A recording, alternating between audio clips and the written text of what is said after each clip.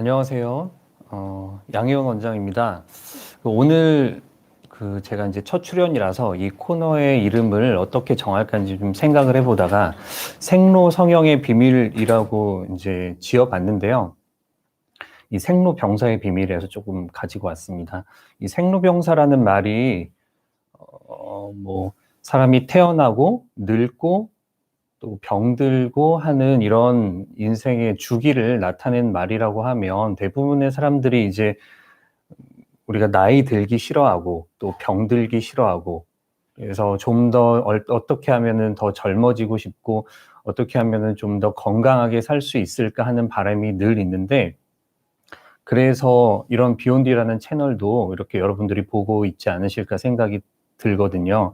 그래서 저는 어떻게 하면 좀 더 젊어지고 또 좀 더 아름다워질 수 있을까라는 질문에 답변을 드리는 게 이제 제가 해야 될 일일 것 같아서 그래서 생로성형의 비밀이라고 이름을 지어봤습니다. 저는 아이니크 성형외과의 양혜원 원장이고요. 오늘 첫 시간이니까 제가 제 소개 먼저 올리도록 하겠습니다. 저는 성형외과 전문의이고요. 전문의가 된 지는 이제 한 10년이 조금 넘었습니다. 그리고 이 성형외과라는 분야에서 크게 이제 분야를 나누자면 재건 성형과 미용 성형으로 나눌 수도 있고 또 미용 성형 중에서도 눈, 코, 뼈 수술, 그다음에 리프팅, 가슴 체형 이런 식으로 부위별로 또 나누기도 하는데 저는 여러 가지 수술을 다 하지만 그 중에서 이제 눈 수술 또 그 중에서 눈 재수술을 많이 하고 있고요. 실제로 그 환자분들의 반 이상이 이제 눈 수술, 눈 재수술이기 때문에 이제 저의 서브 스페셜은 이렇게 된다고 할 수 있겠고 요즘은 이제 안티에이징에 좀 더 관심이 많아서 눈 처짐이라든지 얼굴의 처짐에 대해서 또 연구도 하고 수술도 많이 하고 있습니다.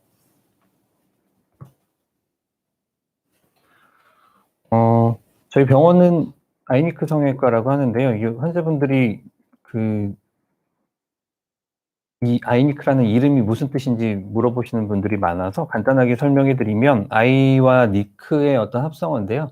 아이는 나를 뜻하는 아이이기도 하고요. 또 다른 뜻으로는 눈의 아이라는 중의적인 의미를 가지고 있습니다.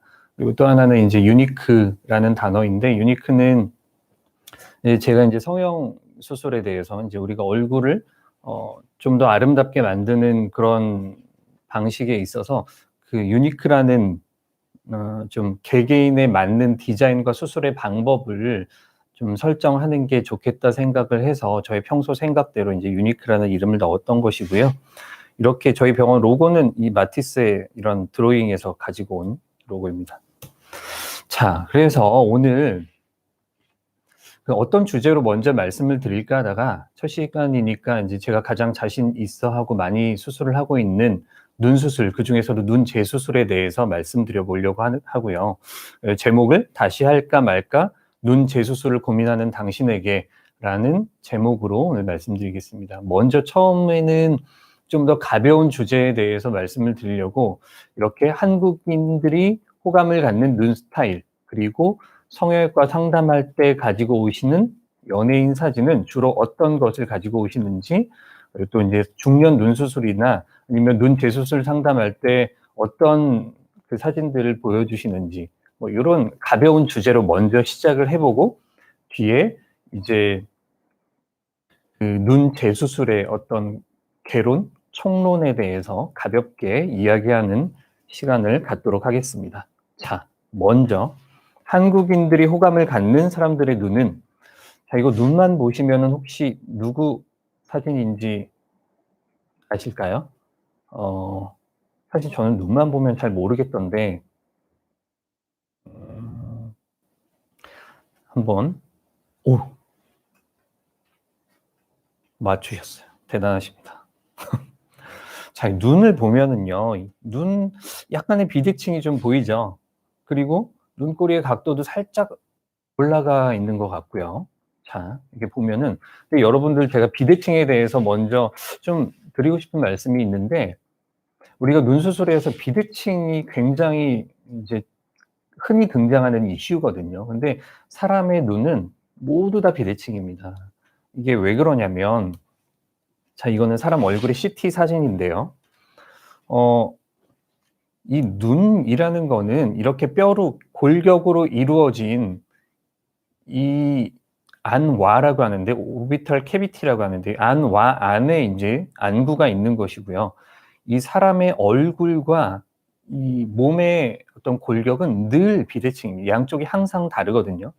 그러다 보니까 이렇게 제가 사람들 얼굴을 많이 보다 보면 오른쪽이 오른쪽 골격이 넓고 왼쪽 골격이 좁은 경우가 많습니다. 그러다 보니까 오른쪽 눈이 길고 왼쪽 눈이 짧은 경우가 많고요.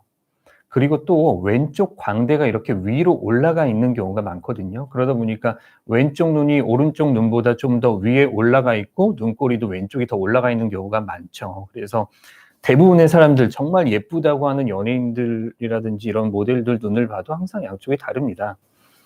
자, 그래서 자, 여러분들 생각하신 대로 이분이 맞고요. 저희 어머니가 진짜 좋아하시는데 제가 저희 부모님 댁에 이번에 명절에 지난번에 갔더니 계속 임영웅 씨만 보고 계시더라고요. 그래서 근데 임영웅 씨 이렇게 얼굴 전체를 보면은요.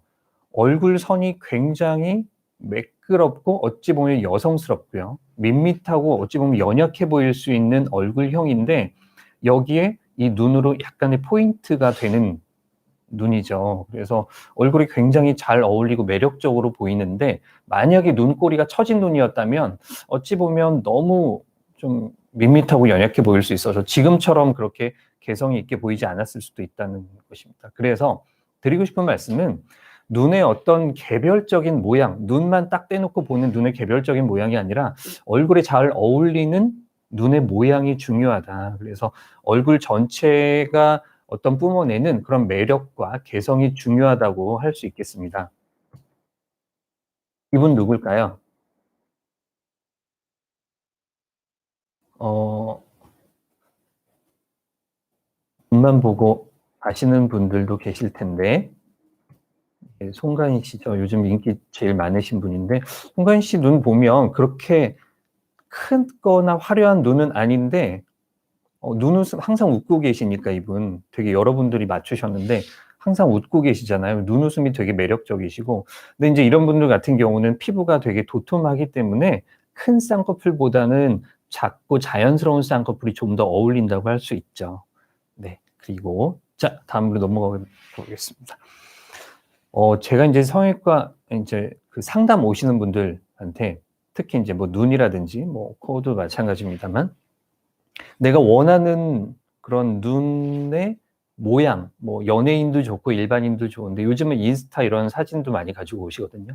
그래서 사진을 인제 좀 보여 달라고 요구를 합니다. 그러면 제가 이거를 왜 보여 달라고 하냐면 저는 그 사진에서 음 쌍꺼풀의 크기를 먼저 일단 보고요. 이 쌍꺼풀이 내가 원하는 그 쌍꺼풀의 모양이 좀 크고 화려한 쌍꺼풀인지 아니면 작고 자연스러운 쌍꺼풀인지를 보고 그리고 또 앞부분이 앞머리가 이렇게 안으로 들어가는 인폴드인지 밖으로 나오는 아웃폴드인지 그리고 앞에부터 뒤까지 쌍꺼풀의 크기가 고르게 보이는지 아니면 뒤로 갈수록 커지는지 이런 요소들을 제가 보고 각 환자분들에게 맞게 적용을 하는 과정이거든요. 그래서 제가 인제 요 사진을 가지고 오시라고 하는데 자 그러면 만약에 환자분이 40 대, 50 대, 뭐 60 대다 그러면은 비슷한 연령대의 사진을 가지고 오실까요? 실제로는 그렇지 않습니다. 보통 환자분들이 40 대이셔도 20 대, 30 대의 예쁜 연예인 사진을 가지고 오시거든요. 그래서 이게 인제 나이와 어떤 연령대와 관계없이 우리가 공통으로 생각하는 그런 '예쁜 눈 모양이라는 것이 있구나.'라는 것을 아는 거죠. 그래서 제일 많이 가지고 오시는 분이 이 아이유 사진이에요. 박신혜 님, 박신혜 눈 많이 가지고 오세요. 그래서 저도 그 눈 좋아하는데 이 아이유의 눈은 우리가 생각하는 아주 전형적인 예쁜 인폴드죠. 앞머리는 들어가고 뒤로 갈수록 커지는데 대칭도 비교적 잘 맞고 아주 예쁜 우리가 생각하는 이상적인 인폴드라고 할 수 있습니다. 자, 마지막 가벼운 이슈 중에서 마지막인데요. 자, 만약에 네. 원래 40대를 바라봐도 20대의 눈처럼 이제 만들어 드리는 게 또 저의 역할이니까요. 네. 그래서 중년 눈 성형을 상담하러 오셨다. 예를 들어서 뭐 눈 위나 아래가 많이 처지셔서 수술을 받으러 오셨다. 또는 눈 수술을 받았는데 모양이 뭔가 마음에 안 들어서 재수술을 받기 위해서 오셨다. 이런 경우에는 어떤 사진을 보여주실까요?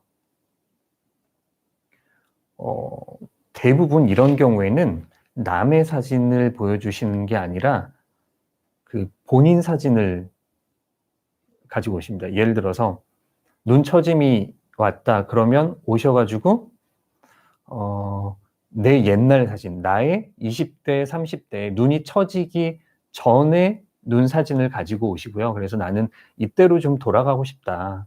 그리고 인제 눈 재수술 같은 경우는 내가 수술하기 전에 좀 더 자연스러웠던 것 같은데 지금 좀 부자연스럽다. 그래서 옛날에 자연스러웠던 모습으로 가고 싶다." 인제 요렇게 말씀하시는 분들이 많으시죠. 자, 그러면 본론으로 한번 들어가 보겠습니다. 당신이 첫 수술에 실패한 이유. 어 오늘은 인제 눈 재수술 중에서 좀 총론에 해당하는, 그러니까 눈 재수술의 원인, 큰 원인들이 어떤 것들이 있는지 보고 그것들이 해결 가능한지 개략적으로 좀 말씀을 드리려고 하는데요.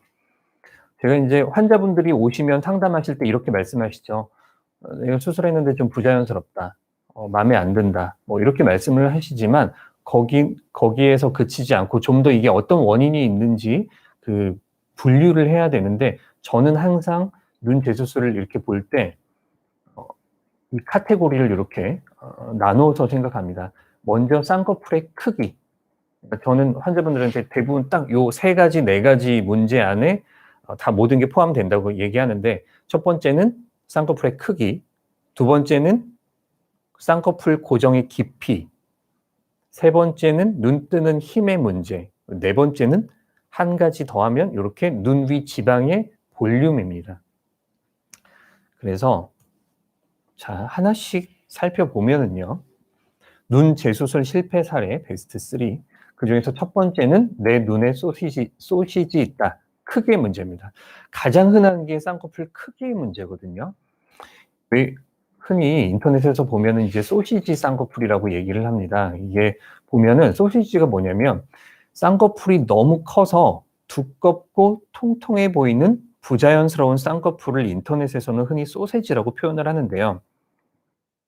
쌍꺼풀이 너무 크니까 부자연스럽고 이렇게 통통해 보이는 뭐 요거죠. 그래서 자, 이게 보면은 이런 소시지는 왜 생길까요? 이 두 가지 원인을 꼽는데, 첫 번째는 피부의 두께입니다, 두께. 그러니까 이 피부의 두께는 사실 선천적인 거거든요. 그러니까 이게 그 피부의 두께가 사람마다 정말 천차만별인데, 그 피부가 얇으신 분들은 쌍꺼풀을 크게 잡아도 뭐 그렇게 소시지처럼 보이지 않습니다. 크게 잡아도 자연스러워요. 그런데 그러니까 피부가 너무 두꺼운 분들은 쌍꺼풀 쪼끔만 높여도 굉장히 소시지처럼 두껍고 통통해 보이거든요. 음 그래서 자기한테 맞는 그 높이가 있는 거죠. 이 두 번째는 쌍꺼풀의 크기인데, 이거는 인제 조절 가능한 거죠. 그러니까 피부의 두께는 우리가 조절할 수 없지만 피부의 어떤 쌍꺼풀의 크기는 조절이 가능하기 때문에 이거를 가지고 인제 우리가 조절을 할 수 있다는 것입니다. 그래서 이 옆에 그림에서 보시듯이 쌍꺼풀이 너무 작으면 속쌍꺼풀이 돼 버려서 쪼끔 아쉽지만, 점점점 높이다가 너무 크면 소시지가 발생하는 높이가 있거든요. 이거보다 높아지면 소시지가 되는 거죠. 그러니까 이 높이는 사실 상담을 할 때 이미 알 수 있는 거예요. 그러니까 이 적당한 구간 안에서 쌍꺼풀의 높이를 정하는 게 가장 중요합니다. 이게 어 보시면 네. 그래서 이 비후도는 쌍꺼풀의 크기에 비례하거든요. 그래서 어 이렇다는 거죠. 두 번째는 자, "너 쌍수했지? 초면에도 알아본다." 이건 깊이의 문제입니다. 그래서 두 번째, 깊이가 원인인데요. 쌍꺼풀의 깊이가 뭐냐? 그러니까 대부분의 사람들이 또 일반인 분들뿐만 아니라 심지어 수술하시는 원장님들도 제일 간과하는 게 이 깊이의 문제이거든요. 그래서 이 깊이는 이게 보시면 굉장히 쌍꺼풀이 그냥 봐도 깊어 보이죠? 그리고 아래를 쳐다봤을 때 굉장히 많이 찝혀 있습니다. 그럼 이 깊이의 문제는 왜 생길까요? 우리가 쌍꺼풀 만들 때는 쌍꺼풀을 만드는 과정은요. 이렇게 보시면 여기에다가 만약에 여기다 쌍꺼풀을 만든다. 그러면 이 피부를 안쪽에 묶어서 고정을 하는 게 쌍꺼풀을 만드는 거죠. 근데 이거를 1번처럼 위로 당겨서 고정을 하면 굉장히 깊은 쌍꺼풀이 되고요. 내려서 고정하면 얕은 쌍꺼풀이 됩니다. 또 하나, 이렇게 1번처럼 위로 당겨서 고정하면 쌍꺼풀이 이렇게 높은 곳에 생기거든요. 그러니까 같은 7mm, 같은 8mm라도 고정을 어떻게 하느냐에 따라서 크기가 달라질 수 있는 거죠. 그래서 1번처럼 위로 당겨서 고정하면 깊어지고 당겨지니까 피부가 스트레치되고 심하면 속눈썹이 따라 올라가게 되는 거고요. 내려서 고정하면 그 반대가 되는 거고 이런 거죠. 자, 그래서 이 증상을 보면 아래 쳐다봤을 때 굉장히 깊게 찝혀 있습니다. 이게 깊이를 판단할 때는요. 항상 아래 쳐다보는 모습을 봐야 되거든요. 왜냐면 왼쪽 그림에서 보시는 것처럼 쌍꺼풀이 이렇게 깊어 보이는 거는 실제로 깊지 않아도 피부가 두꺼우면 깊어 보일 수가 있습니다. 왜냐면 피부가 얇은 분들은 쌍꺼풀이라는 거는 피부가 접히는 주름이니까 이렇게 피부가 얇으면 얕아 보이고요. 피부가 두꺼우면 깊어 보이는 거죠.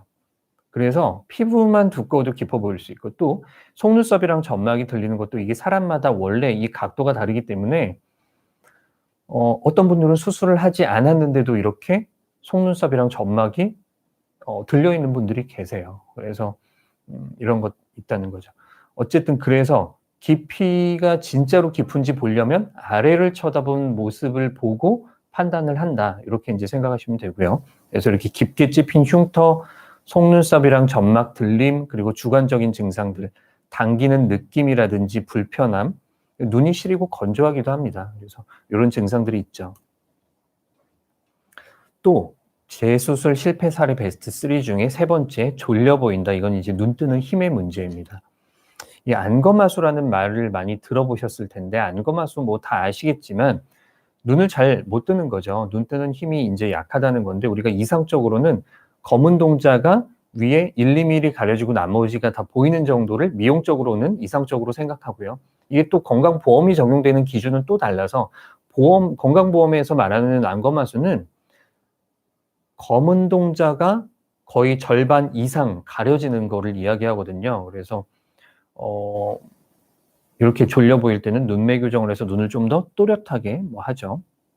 그래서 졸려 보이고 또렷하지 않고 눈 뜨는 힘이 약하면 또 쌍꺼풀이 잘 풀리고요. 같은 크기라도 더 크고 부자연스러워 보일 수 있습니다.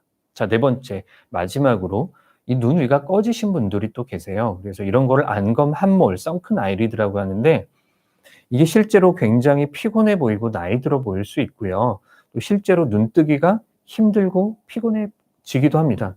이게 이제 아침은 우리가 붓기가 많고 저녁이 될수록 붓기가 빠지니까 아침보다는 저녁이 될수록 심해지고 또 나이 들수록 이게 지방의 볼륨이 감소하면서 더 심해지게 됩니다. 또 부모님 중에 이런 분들이 계신 분들이 많으세요. 약간의 유전도 있습니다. 자, 그렇다면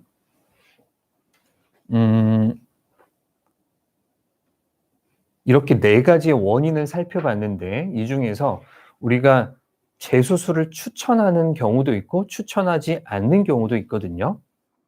그러니까 간단하게 설명을 드리자면 재수술을 추천해 드리는 경우는 앞서 말씀드린 이런 원인들이 분명히 보이고 그거를 개선했을 때 결과가 좋을 것 같은 분들에게는 재수술을 추천해 드리는 것이고 그렇지 않은 경우에는 추천을 하지 않기도 하죠.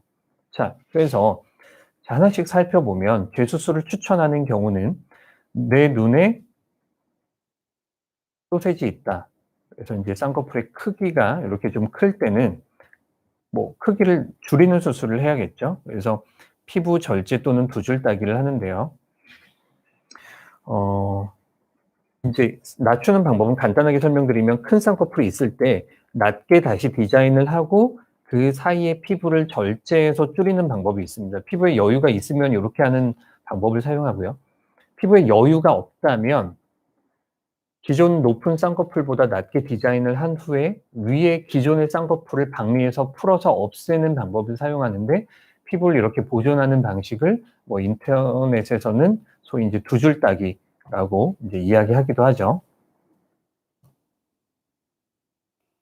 그래서 이렇게 보시는 사진처럼 이분 같은 경우는 쌍꺼풀이 굉장히 커서 굉장히 크고 부자연스러워서 이제 뭐 소위 두 줄 따기라고 하는 피부를 절제하지 않는 방식으로 라인을 낮춰 드린 거고요.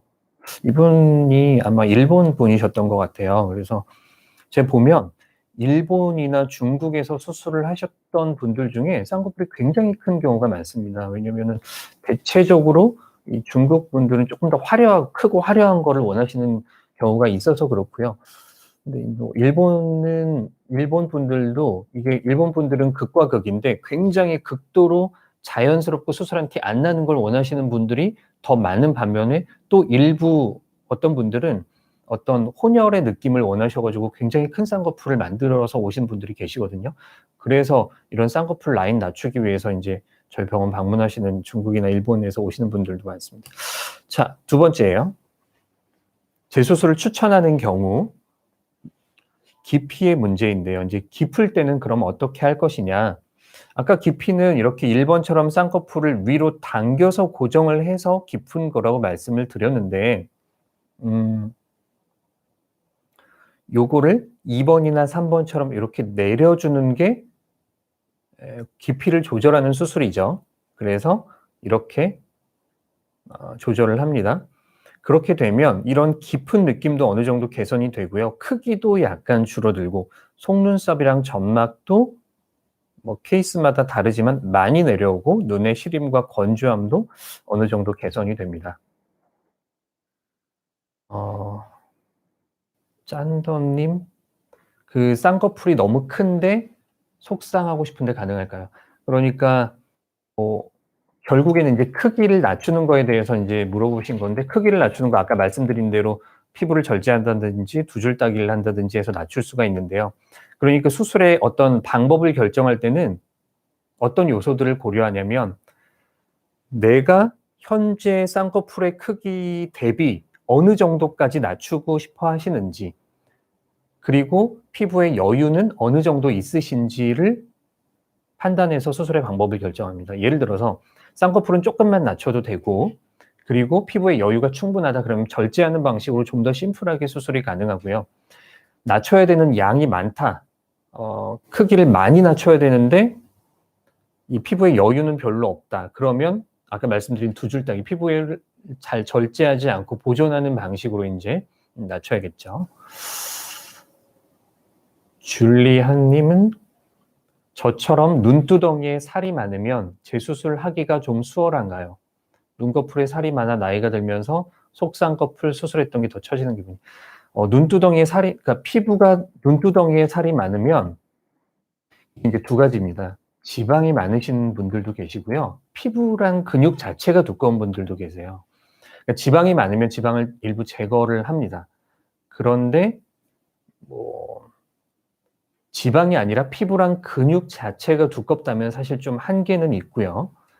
뭐 그때도 또 방법은 있습니다. 두꺼우면은 뭐 이마 거상을 한다든지 하는 방법도 있고, 그리고 인제 나이가 들면서 처져서 쌍꺼풀이 작아졌다 그러면 인제 눈처짐 수술을 하거나 쌍꺼풀을 높이거나 하는 방법을 사용할 수 있죠. 오늘 밤 주인공님, 눈매 교정하고 쌍수는 다른 거죠? 눈매 교정을 했는데 쌍꺼풀이 생기는 사람들이 많더라고요. 물론 이게 인제 다른 거긴 합니다.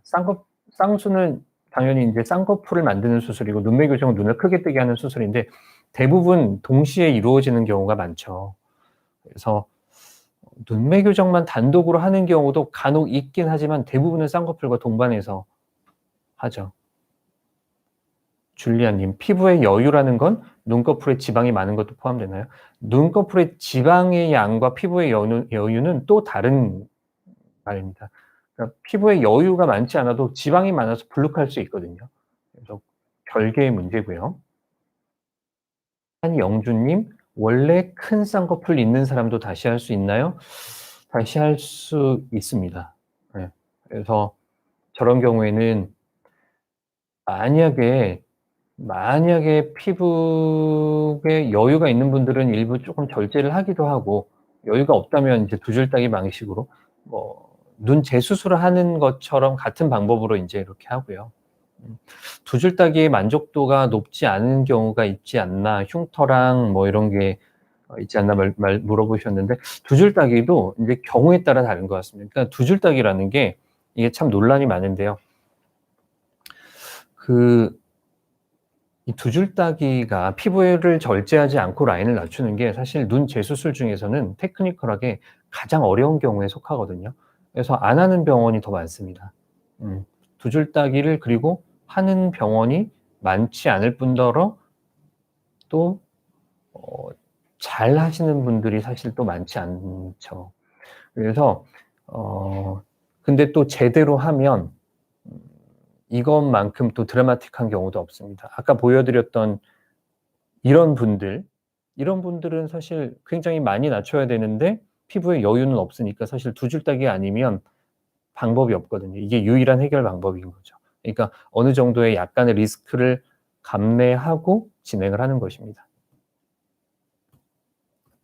자, 그리고 그래서 요렇게 할 수 있고요.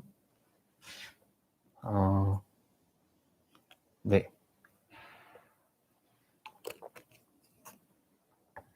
자, 눈 재수술을 추천하는 경우 세 번째입니다. 졸려 보일 때, 이제 안검 하수가 있을 때는 결론은 눈매 교정이죠. 그래서 졸려 보일 때 이분도 보시면 눈 뜨는 힘이 약하니까 쌍꺼풀이 이제 풀렸죠. 쌍꺼풀이 풀려서 제대로 안 접혀 들어가고 있는 상황이기 때문에 쌍꺼풀을 다시 잡아주면서 눈매 교정을 한 경우입니다. 훨씬 또렷해 보이고 쌍꺼풀도 덜 풀리게 되죠. 이 눈매 교정이 무엇이냐, 이게 눈매 교정 요즘은 많이 하니까 많이 알고들 계시지만 정확히 모르시는 분들이 많아서 잠깐 설명을 해드리자면 우리 눈 뜨는 구조를 보면 여기 이렇게 눈 뜨는 근육이 있고요. 이 근육은 힘줄, 근막으로 연결되어 있어서 눈꺼풀 판에 닿아 있거든요. 그러니까 이 근육이 수축을 해서 잡아다니면 눈이 이렇게 딸려 올라가면서 눈이 떠지는 구조로 되어 있습니다. 그래서 눈매 교정이라는 거는 이 힘줄, 근막을 묶어서 단축시켜주는 게 눈매 교정이죠. 그래서 이렇게 하면 눈이 더 또렷해 보이고 잘 떠지게 되고요. 쌍꺼풀이 풀릴 가능성도 낮출 수 있게 되는 거죠. 네 번째. 자, 이렇게 움푹 꺼진 눈, 이렇게 많이 꺼지신 분들은 어떻게 할까요? 이런 분들은 지방 재배치와 지방 이식을 할 수 있습니다. 이게 재배치와 이식이 뭐냐면 우리 눈의 구조를 보면은요, 이게 이제 눈꺼풀의 단면인데 가장 겉에는 피부가 있고요. 그 안쪽에는 근육이 있고 더 안쪽에 깊숙하게 이 막에 쌓여 있는 지방이 있습니다. 이건 액체가 아니고요. 이렇게 약간 말하자면 순두부? 이 소세지를 싸고 있는 그런 비닐 같은 막이 있죠. 그런 막 안에 약간의 이제 좀 반 액체 반 고형 상태로 지방이 있는데 전형적인 동양인들, 그리고 눈이 두툼한 이런 분들은 지방의 양이 많고 아래까지 이렇게 많이 내려와 있죠.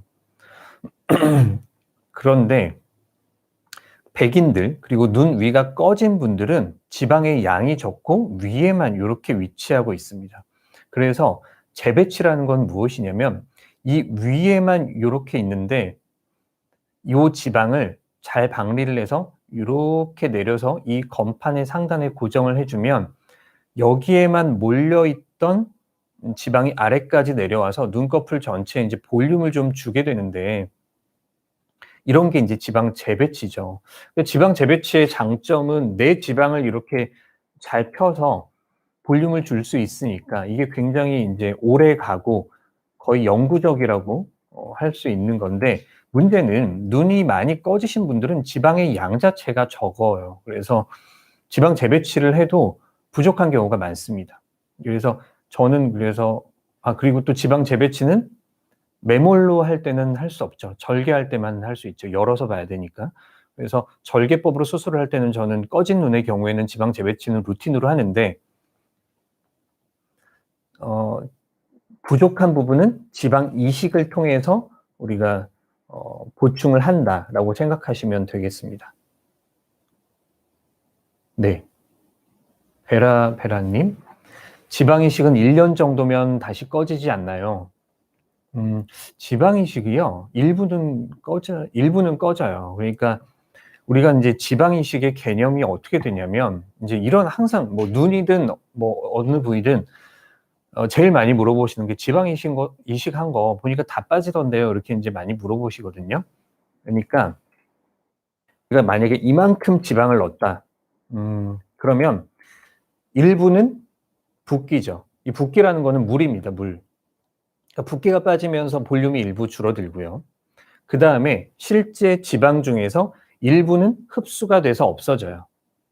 그리고 나머지 살아서 자리를 잡는 걸 우리가 생착된다고 하는데 이 생착된 지방은 계속해서 가는 것이죠. 그러니까 문제는 뭐냐면 이 생착률이 사람마다 다릅니다. 어떤 분들은 지방 이식한 게 거의 그대로 있어요. 근데 어떤 분들은 또 너무 많이 빠져서 좀 더 보충을 해야 되는 경우도 있는 거죠. 그래서 저희는 어떻게 하고 있냐면 저는 지방을 채취할 때 뭐 배나 허벅지에서 채취를 하는데 채취한 다음에 지방 이식을 한번 하고 남은 지방을 냉동 보관합니다. 그래서 지방 이식에 쓰는 전용 냉동고가 있는데 냉동고에다가 보관을 하고 한 2달에서 3달 이내에 리터치를 합니다. 그러니까 저는 보통 1달치 하는데요. 수술하고 1달 후에 경과 봐서 그때 생착률에 따라서 필요 없으면 재시술은 하지 않고 조금 꺼졌다 그러면 리터치를 해서 그 부족한 부분을 더 채워주는 거죠. 그러면은 생각보다 굉장히 오래 가거든요. 그래서 금방 다시 꺼지지는 않습니다. 오늘 밤 주인공님, 연예인들 일부가 본인 피셜 눈만 했다는데 드라마틱하게 변한 케이스가 있잖아요. 쌤도 많이 경험하셨나요? 뭐 있으시죠? 네, 있습니다.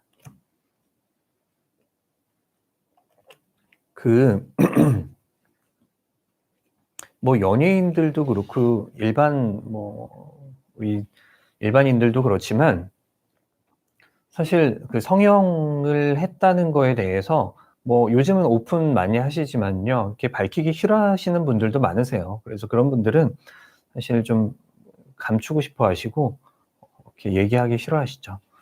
그래서 저희 병원에도 연예인분들 많이 오셨지만 비밀 잘 지켜지고 있습니다. 저는 알죠. 저는 이렇게 화면으로 볼 때마다 '아 잘됐다.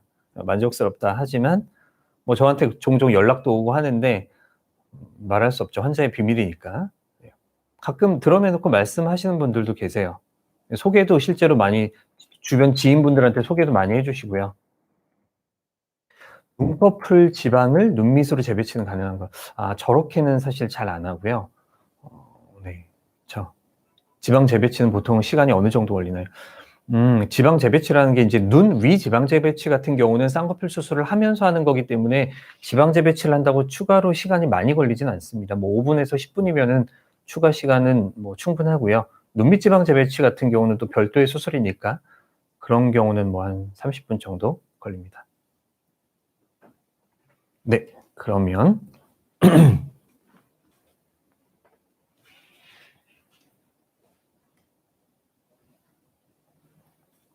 재수술을 추천하지 않는 경우도 있는데요.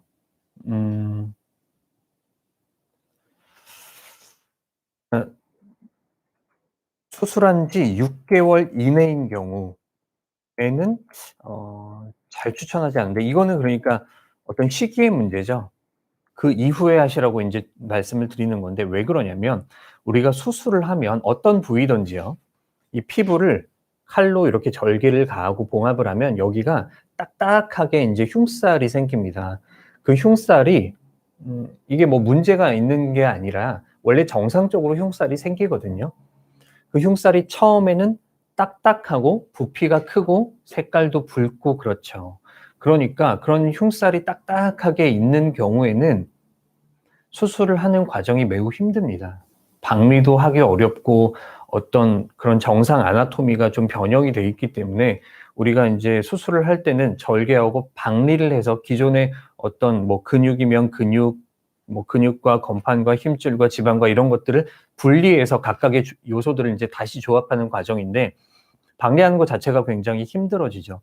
그래서 이런 흉살들이 부드러워지는 게 최소한 6개월 이상 걸리거든요. 그래서 우리가 일반적으로 뭐 "재수술은 6개월 있다 한다." 이렇게 이야기하는 이유도 그런 흉살이 좀 부드러워져서 정상에 가깝게 돌아오는 시간이 좀 필요하다라는 뜻이죠. 그리고 또 쌍꺼풀이라는 거는 이렇게 피부가 접히는 주름이 쌍꺼풀이거든요.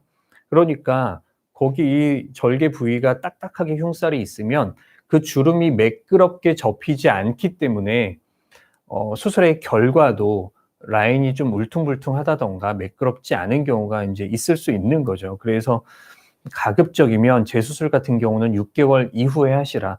그리고 또 수술을 여러 번 하신 분들 같은 경우에는 6개월도 아니고요. 그 이상 뭐 1년 요렇게 해서 진짜로 요렇게 만져봐서 좀 부드럽고 딱딱한 게 풀리는 게 확인이 되면 그때 수술을 하자고 권해 드리는 경우도 있습니다.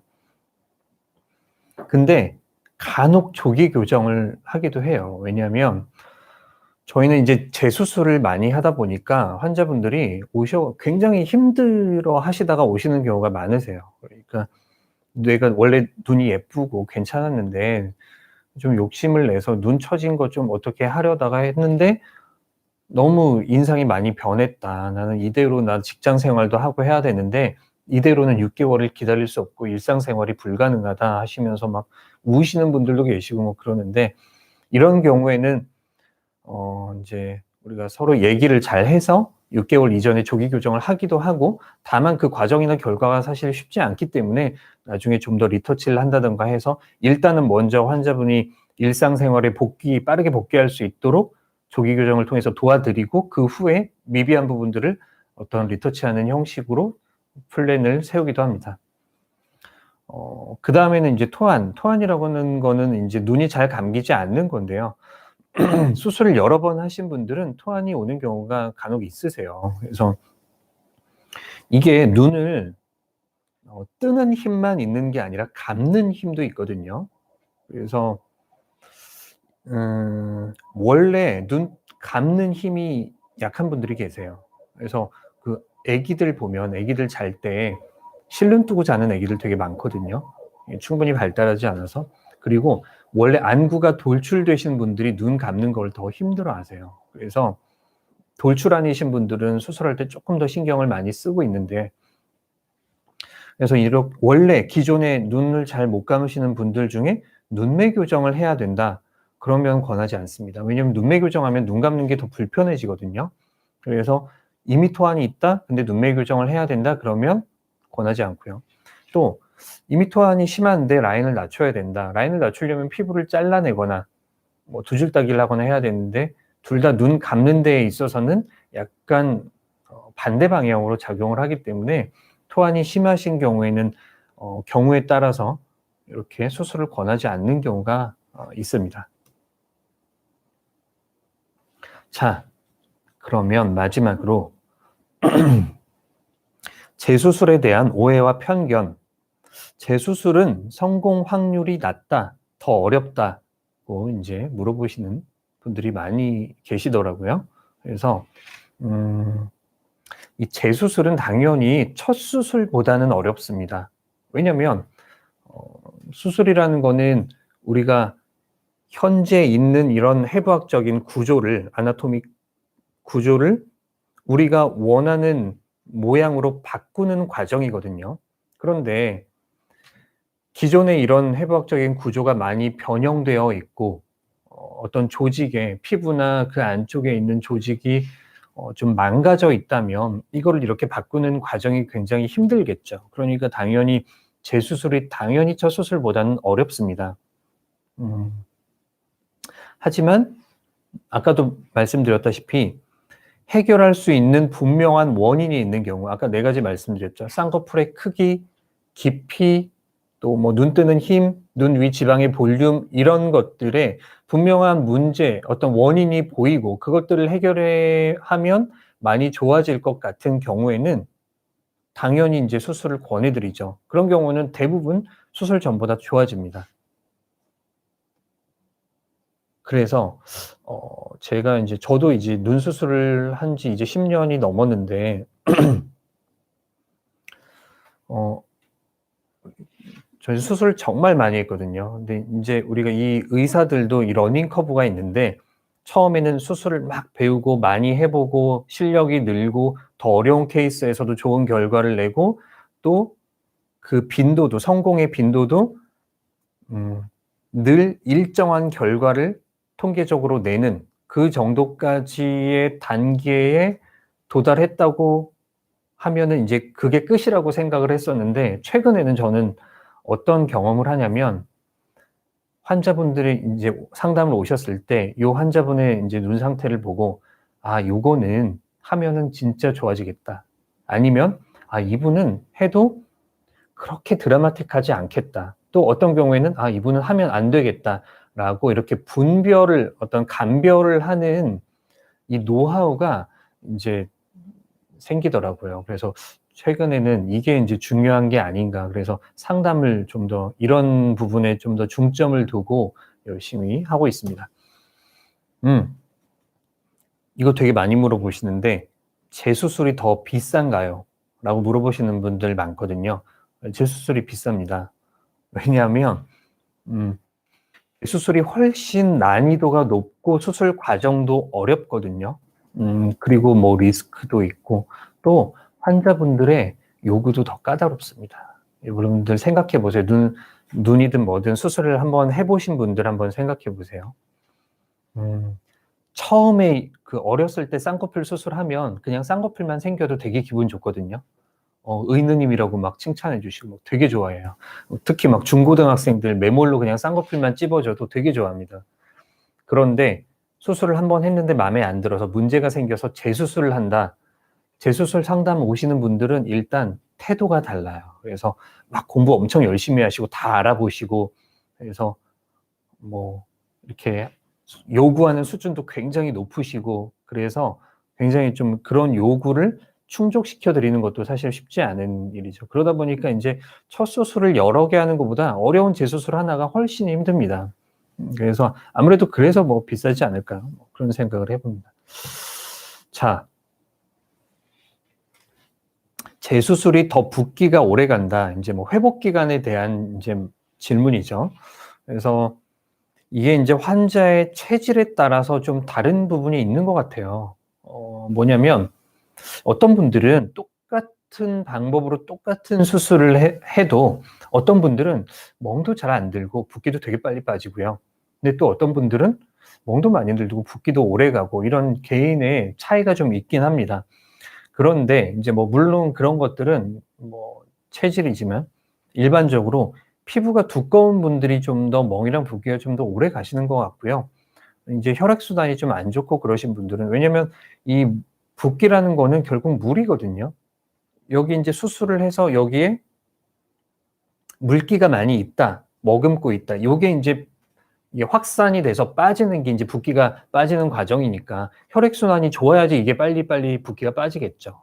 또 멍이라는 것도, 멍도 인제 피가 나서 그런 어떤 피의 성분들이 그 주변에 이렇게 침착되어 있는 것인데, 그런 것들 역시 혈액순환이 좋아서 빨리빨리 씻겨 내려가야지 멍도 이제 빠지고 하는 것이죠. 그래서 어떤 그런 체질 차이가 분명히 있습니다. 그런데 이 쌍꺼풀이 클수록, 크기가 클수록, 또 깊이가 깊을수록 붓기가 오래가는 경향이 있습니다. 그래서 재수술을 통해서 이렇게 크기를 작게 하거나 깊은 어떤 쌍꺼풀을 깊지 않게 얕게 만드는 이런 재수술을 하면 첫 수술보다 회복 기간이 더 짧습니다. 음. 그래서 저는 재수술 이렇게 하시는 분들한테 "첫 수술보다 더 회복 기간 짧으실 거다."라고 말씀드리고요. 대부분 제가 인제 제 환자분들 보면 한 1-2주 정도 되면 큰 멍이랑 붓기는 어느 정도 빠지고 잔멍, 잔붓기는 조금 남아있는 상태가 되거든요. 그러면은 그냥 여자분들 같은 경우는 그냥 메이크업하고 출근하시고 하는데, 남자분들은 같은 경우는 그냥 안경 같은 거 쓰시고, 왜냐면 직장인분들은 일주일 이상 못 쉬시거든요. 그래서 한 일주일 정도 회복 기간 잡으시고 조금 티는 나는데 뭐 그냥 출근하실 수 있다 이렇게 말씀드리고요. 한두 달 정도 지나면 수술한테 별로 안 납니다. 그래서 그렇게 붓기가 오래가지 않는다는 것이죠. 질문을 한번 볼게요. 줄리안님, 나이 드신 분들 60대 이상에게는 효과가 젊은 사람들보단 더한가요? 이게 인제 뭐 생각하기 나름인데, 판단의 기준을 어떻게 생각하느냐에 따라서 또 다른 건데, 어떻게 보면은 뭐 효과가 더 있지 않을까요? 그러니까 전후의 차이를 우리가 인제 그 차이를 판단한다고 생각하면, 나이 드셔서 이렇게 피부가 많이 처지신 분들은 그 처짐을 개선하면 정말 드라마틱하게 확 좋아지시니까, 그렇게 생각하면 또 굉장히 오히려 젊은 사람들보다 더 전후가 차이가 크지 않을까 인제 생각을 하고요. 재수술은 회복 기간이 더 오래 걸리나요? 아까 말씀드린 것처럼 이 크기를 줄이고 깊이를 깊지 않게 조절하는 경우에는 그 회복 기간이 더 짧습니다. 그러니까 그런 재수술은 좀 더 빨리 빠지겠죠. 근데 인제 쌍꺼풀을 원래 작았는데 훨씬 더 크게 한다든지, 아니면 내가 원하는 쌍꺼풀의 크기가 엄청 큰 쌍꺼풀이다. 나는 엄청 크게 하고 싶다. 나는 티 나도 된다. 이런 분들도 간혹 계시거든요. 그런 경우에는 쌍꺼풀을 크게 하면 붓기가 뭐 쪼금 더 오래 갈 수 있죠. 뭐 그래도 안 빠지는 붓기는 없습니다. 네, 붓기는 다 빠지고요. 몇 달이 막 1 년이 지났는데도 소세지다? 그거는 붓기라기보다는 뭐 수술을 여러 번 하시고 좀 특별한 경우가 아니고서는, 그거는 인제 붓기라기보다는 그냥 소세지죠. 그런 경우는 라인을 낮춰야 됩니다. 자, 그래서 오늘 이렇게 눈 재수술에 대해서 말씀드려 봤습니다. 여러분들 좋아요 눌러 주시면은 다음에 또 오겠습니다. 오늘 방송 여기서 마치겠습니다. 감사합니다.